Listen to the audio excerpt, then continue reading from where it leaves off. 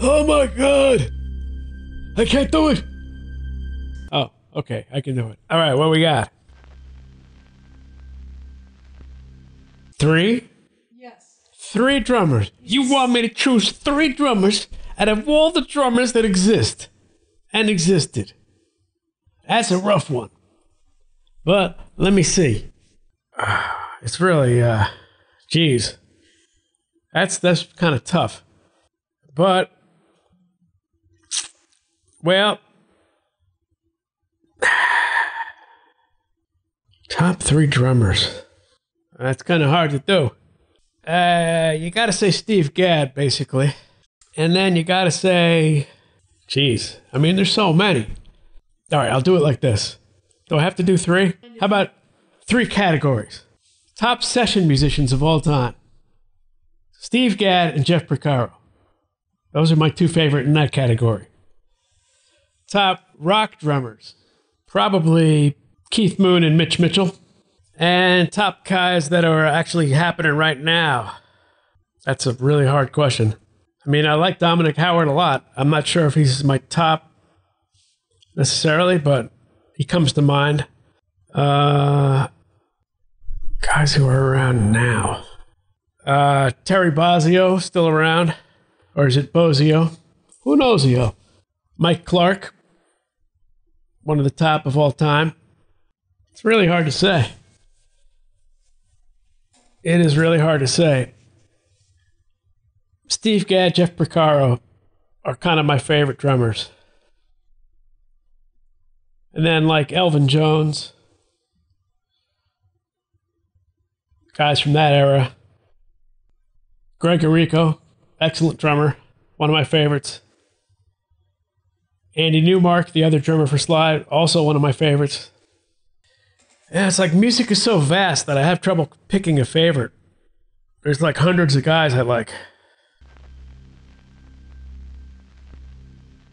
Do I plan to see Muse live? I don't plan on it, but I wouldn't mind.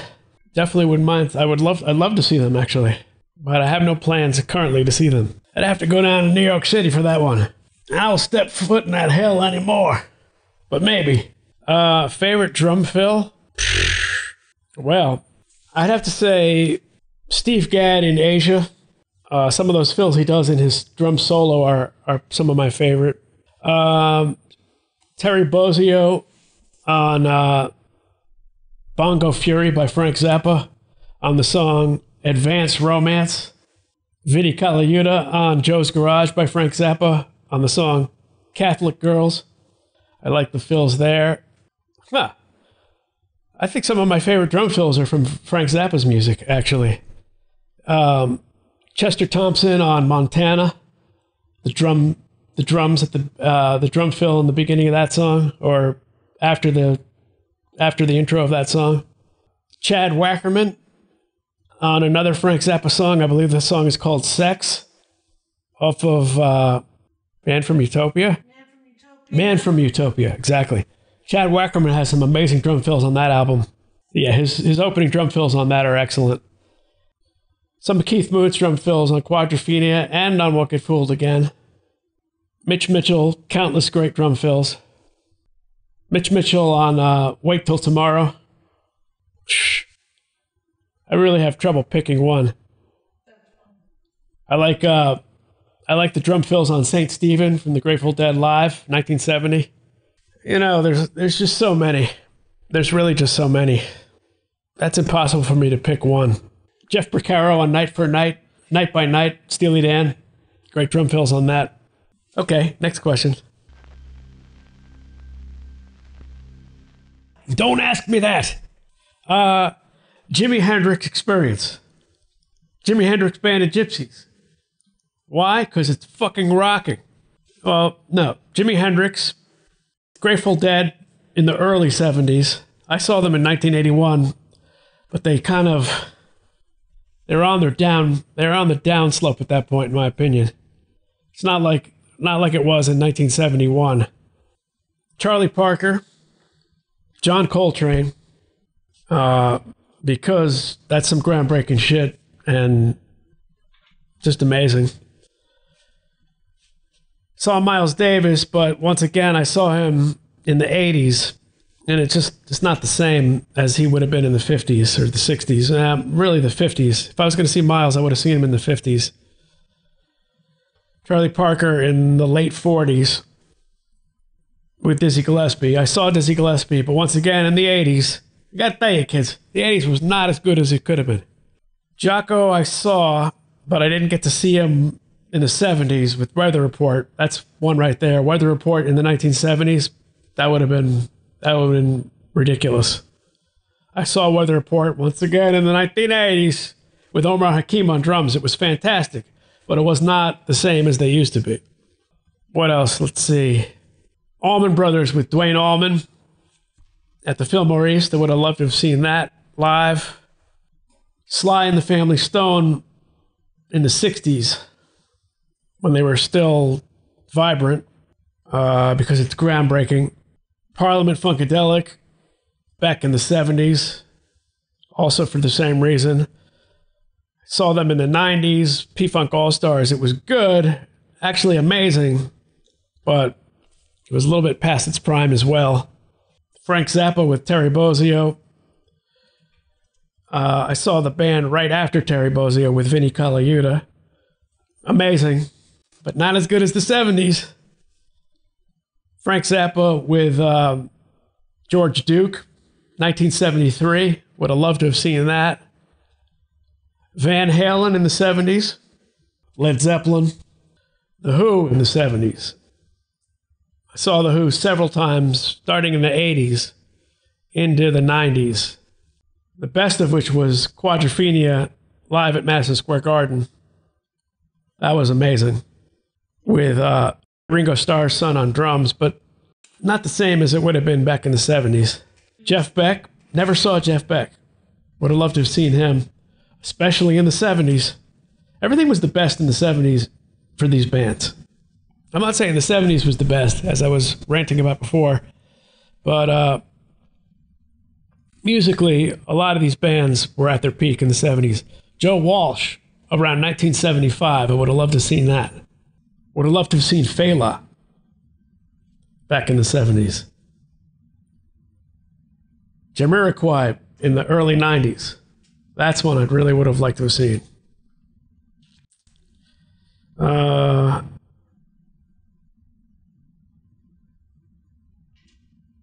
Yeah.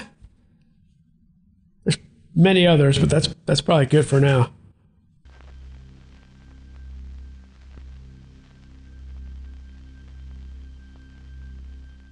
Mike Clark with Headhunters on the album Thrust. Anything with Elvin Jones and John Coltrane. Art Blakey.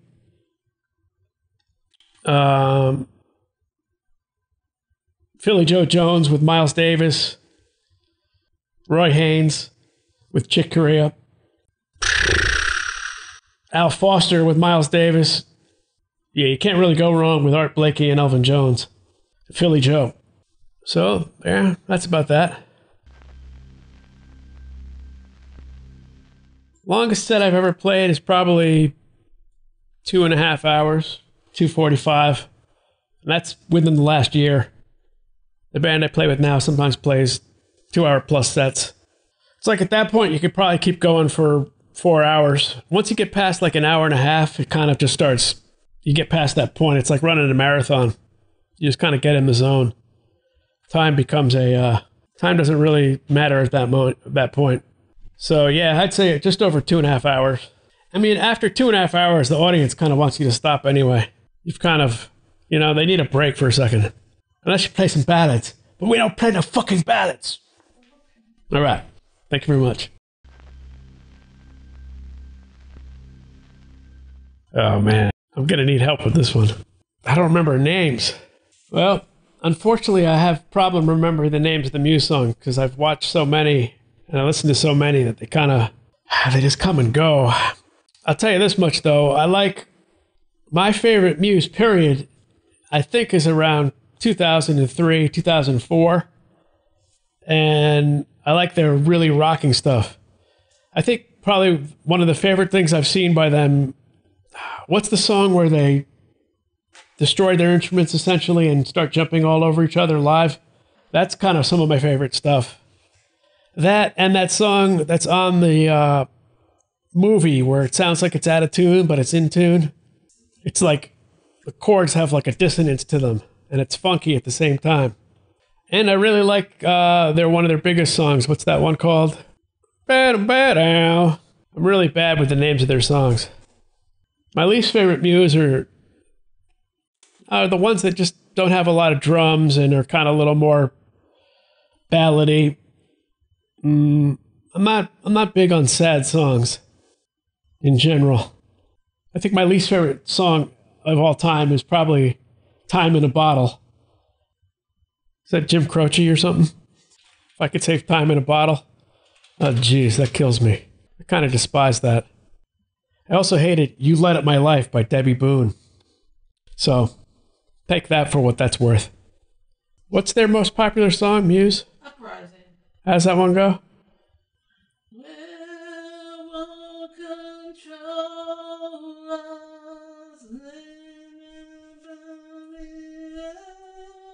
I like that one. I think "Psycho" might be my favorite Muse song. For me, it's the catchiest and the most swinging, rocking. I think that might be my top one. But they got so many that are really good. I mean, some of them are just really good. If I got to choose one, I'll choose that one. I'll choose "Psycho." What's that other one? "Victorious" or something? That's pretty damn catchy. That's Uprising. I like that a lot too. I actually like a bunch off their new album. Rise Up, Grandma. I like that. I like "We Are Fucking Fucked." I like "Will of the People." I like it a lot. Anything that's rocking, I like. And like raucous. Is that all the questions? No. All right. What else we got? They're definitely part of the plan. But what plan are we talking about? I think probably for the next 30 years. I could see them being this way for many years to come. So they might be they might be on a 50-year cycle. And that's the first 20 and the next 30. I don't see them changing anytime soon. So yeah, they're definitely part of the plan. Just don't tell anybody about it.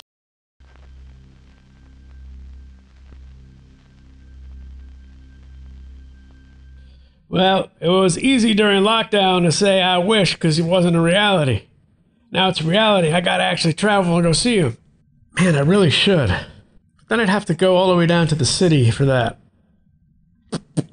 which is about a 3-hour each-way drive. I really should. You know, back in the day, I used to see tons of concerts.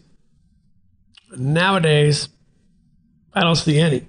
That would be a trip to see him for sure. I wonder, should I do it? I probably should. Will I? That's about a 50-50 chance.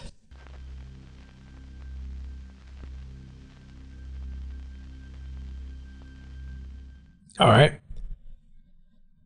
I think that music production nowadays in general is horrible. Although there's the potential for it to be amazing. Production-wise, and with all the techniques and tools available, music could be better than ever.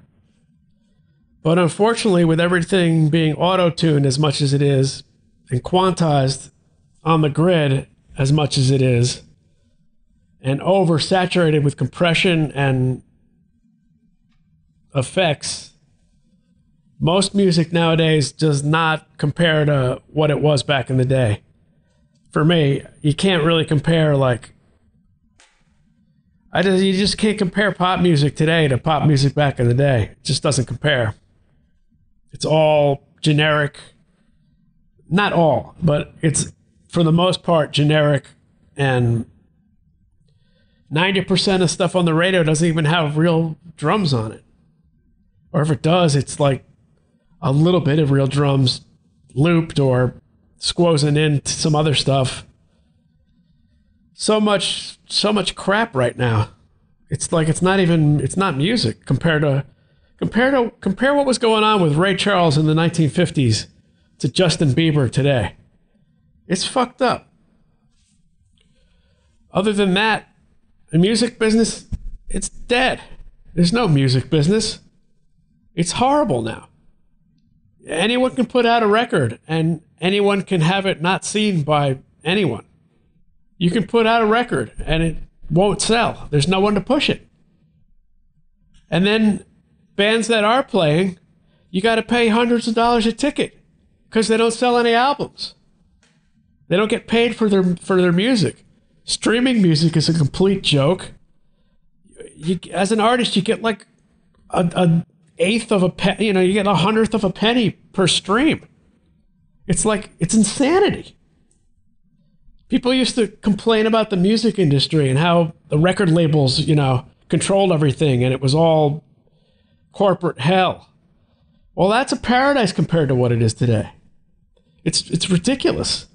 You're supposed to pay $5,000 for a Bruce Springsteen ticket? Back in the 70s, those tickets were $4 a piece because the artists made money off their albums. Now there's no stores to sell music. Everyone just steals it. It's for free on YouTube. It's for free on Spotify or whatever, where you pay $10 a month and you have unlimited music. Musicians are just 100% ripped off, and there is no music business compared to what it used to be.